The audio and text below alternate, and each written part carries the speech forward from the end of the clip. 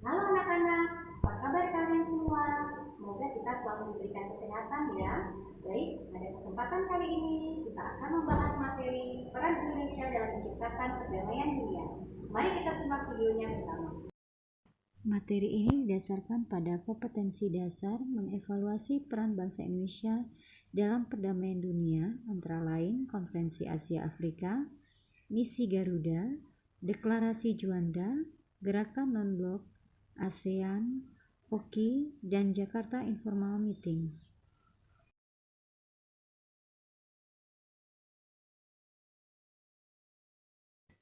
Peran Indonesia dalam upaya menciptakan perdamaian dunia.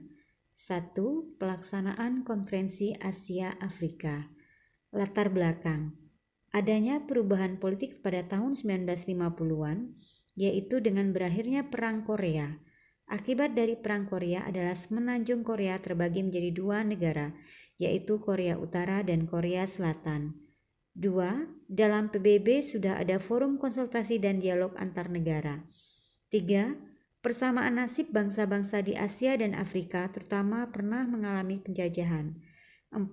Persamaan sebagai negara yang masih terbelakang dan berkembang. 5. Ingin menggalang kekuatan negara-negara Asia dan Afrika agar mendukung perjuangan merebut Irian Barat. 6. Memiliki kedekatan yang kuat karena dihubungkan oleh faktor keturunan, agama, dan latar belakang sejarah. 7. Berdasarkan letak geografisnya, letak negara-negara Asia dan Afrika saling berdekatan.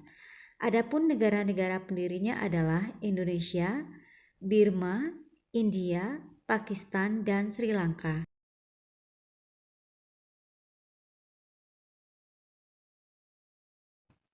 Tujuan dari adanya Konferensi Asia Afrika adalah memajukan kerjasama bangsa-bangsa di Asia dan Afrika dalam bidang sosial, ekonomi, dan budaya. 2. Memberantas diskriminasi ras dan kolonialisme.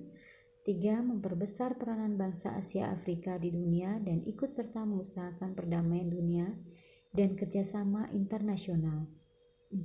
Bekerja sama dalam bidang sosial, ekonomi, dan budaya. 5. Membicarakan masalah-masalah khusus yang menyangkut kepentingan bersama seperti kedaulatan negara, rasionalisme, dan kolonialisme. Hasil Konferensi Asia Afrika yang berlangsung tanggal 18 sampai 25 April 1955 di Gedung Asia Afrika, Bandung dengan dihadiri oleh 24 negara dan 5 negara sponsor, menghasilkan keputusan yang disebut dengan Dasar Sila Bandung. Yang kedua adalah Gerakan Non-Blok.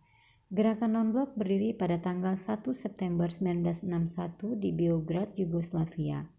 Adapun negara yang mendirikan GNB adalah 1. Presiden Soekarno dari Indonesia. 2. Presiden Joseph Broz Tito dari Yugoslavia. 3. Presiden Kamal Abdul Nasir dari Mesir. 4. Perdana Menteri Pandit Jawaharlal Nehru dari India. Dan yang kelima adalah Presiden Kwame Nkrumah dari Ghana. Tujuan Gerakan Non-Blok adalah 1. Memelihara perdamaian dan keamanan internasional. 2. Mengusahakan tercapainya pelucutan senjata secara umum dan menyeluruh di bawah pengawasan internasional yang efektif. 3. Mengusahakan agar PBB berfungsi secara efektif. 4. Mengusahakan terwujudnya tata ekonomi dunia yang baru. Serta kelima, mengusahakan kerjasama di segala bidang dalam rangka mewujudkan pembangunan ekonomi, sosial, serta tercapainya perdamaian dunia. Adapun peranan Indonesia dalam Gerakan Non-Blok adalah 1. Sebagai negara pendiri. 2. Sebagai negara penundang KTT pertama di Beograd. 3. Pernah menjadi tuan rumah KTT ke-10. 4. Memecahkan masalah-masalah dunia. Misi Pemeliharaan Perdamaian Garuda. Peran serta Indonesia dalam stabilitas keamanan dunia secara aktif dapat dilihat dari pengiriman pasukan misi perdamaian yang bernama Pasukan Garuda.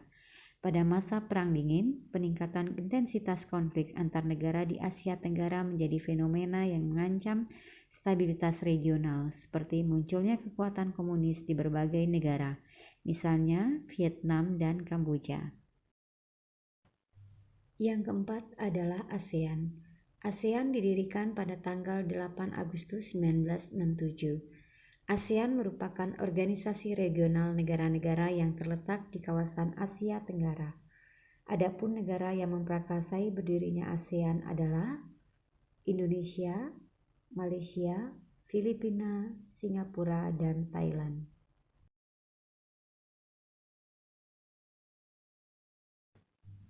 Latar belakang berdirinya ASEAN. 1. Berakhirnya konfrontasi yang timbul di Asia Tenggara antara Indonesia, Malaysia, dan Filipina.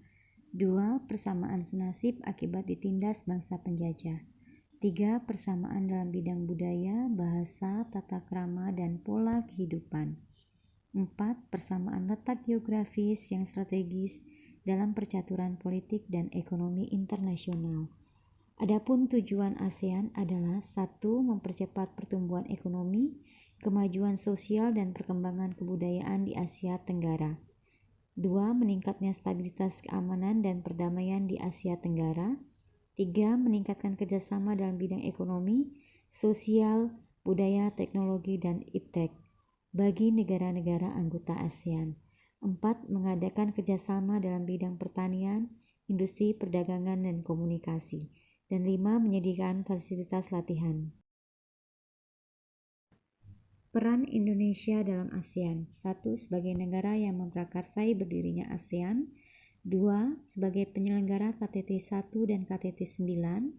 3. Sebagai tempat kedudukan Sekretariat ASEAN di Jakarta. 4. Sebagai salah satu proyek dari Komite Pangan Pertanian serta Kehutanan, yaitu untuk suplai dan keperluan makanan.